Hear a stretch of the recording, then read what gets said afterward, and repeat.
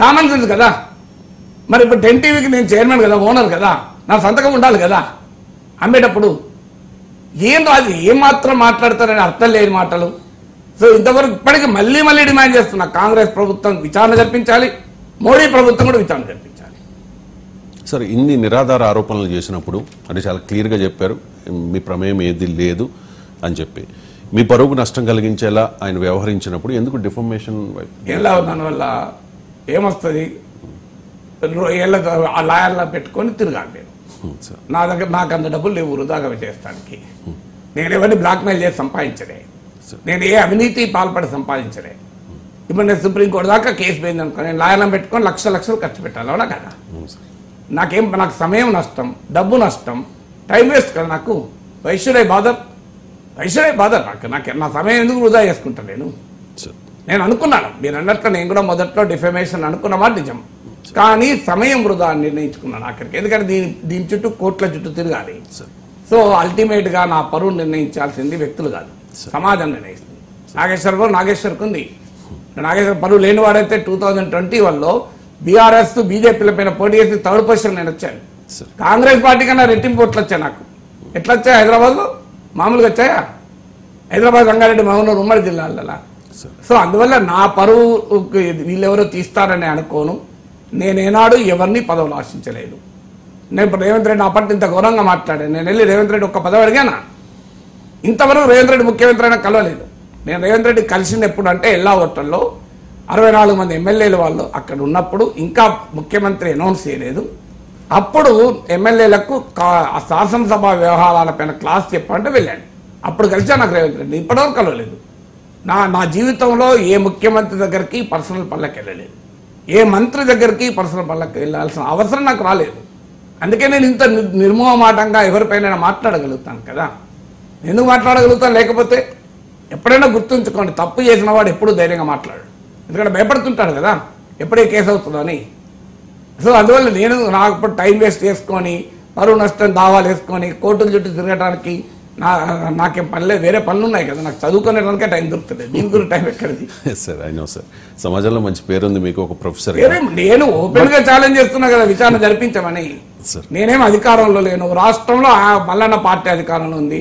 దేశంలో మల్లన్న గతంలో స్ఫూర్తి పొందిన నరేంద్ర మోడీ ప్రైమ్ మినిస్టర్ గా ఉన్నాడు.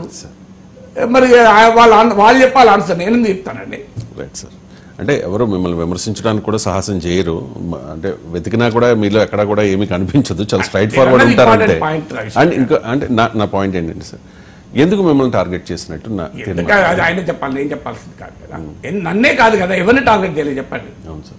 ఇప్పుడు ఏ పార్టీలో అయితే ఉన్నాడో ఆ పార్టీ ముఖ్యమంత్రినే కేసీఆర్ కన్నా దరిద్రుడు, రేవంత్ కన్నా కేసీఆర్ మంచివాడు అన్నాడు కదా. రేవంత్ నన్ను విమర్శలు చేసినప్పుడు ఇప్పుడు వాళ్ళే చెప్పాలి, కాంగ్రెస్ పార్టీ సమాధానం చెప్పాలి. అంత బలహీనంగా ఎదుగుతారని కాంగ్రెస్ అని. సో ఇప్పుడు ఉత్తమ్ కుమార్ రెడ్డి ఎవరిని తిట్టలేదు. దేవులం కూడా సభ మండలికి ఉండాల్సిన లక్షణం ఏంటి? ఇది పెద్దల సభ, పెద్ద విద్యావంతుల సభ, కానీ దీన్ని కూడా బూతుల సభగా మార్చుకుని, తిట్ల సభగా మార్చుకుంటే అసలు ఎందుకు శాసనమండలి అవసరం ఏంటి నాకు చెప్పండి. ఇక్కడ కూడా పోయి బూతులు తిట్టుకున్నారనుకోండి, తిట్టుకున్నారనుకోండి, దానివల్ల ఉపయోగం ఏమైనా ఉంటుందా శాసనమండలికి? అందువల్ల శాసనమండలికి లోతైన అధ్యయనం చేసి ఆయా అంశాలపైన సమగ్రమైన అవగాహన, మేధో సంపత్తితో ఇంటలెక్చువల్గా ఆ లెజిస్లేటివ్ ప్రాసెస్కు కంట్రిబ్యూట్ చేసే వాళ్ళను రాజకీయ పార్టీలు పెట్టాలని కోరుకోవాలి. మనం న్యాయంగా అయితే రాజకీయ పార్టీలకు అతీతంగా జరగాలి. పోనీయండి, అతీతంగా జరిగే వాతావరణం లేదు కనుక అట్లీస్ట్ రాజకీయ పార్టీలైనా లోతైన అధ్యయనం చేసి వివిధ ఆయా రంగాల్లో అపారమైన అనుభవము, మేధో సంపత్తి, ఉన్నత విద్యార్హతలు ఉన్న వారిని పెట్టి పంపిస్తే కొంత శాసన మండలికి బెనిఫిట్ అవుతుంది. కానీ శాసనసభలో తిట్టుకున్న సరిపోక ఇంకా శాసన మండలిలో అంతకన్నా ఎక్కువ తిట్టుకుంటామంటే పెద్దల సభ దేనికి నాకు చెప్పండి. సో ఆ రకంగా పెద్దల సభను కూడా పొల్యూట్ చేసేటువంటి పరిస్థితికి రాజకీయాలు తీసుకొచ్చాయి. ఇక బలాబలాలు అంటామా, కాంగ్రెస్ పార్టీ ఏంటంటే ఈ ఎన్నిక తమకు ప్రతిష్ట. గతంలో కాంగ్రెస్ పార్టీ అసలు శాసన మండలి ఎన్నికల్లో పోటీ చేసేది కాదు. నేను పోటీ చేసినప్పుడు కూడా కాంగ్రెస్ ప్రత్యక్షంగా పోటీ చేయలే. నార్మల్గా కాంగ్రెస్ విధానం లేని మండలి పెట్టారు, పెద్దల సభ. అసలు పెద్దల సభ అంటారు, కానీ అది రాజకీయ సభగా మారింది. అందులో ఎవరిని తప్పట్లేం, ప్రధాన పార్టీలన్నీ పోటీ చేస్తున్నాయి. నేను శాసనమండలికి పోటీ చేసినప్పుడు ఇచ్చిన నినాదం అదే.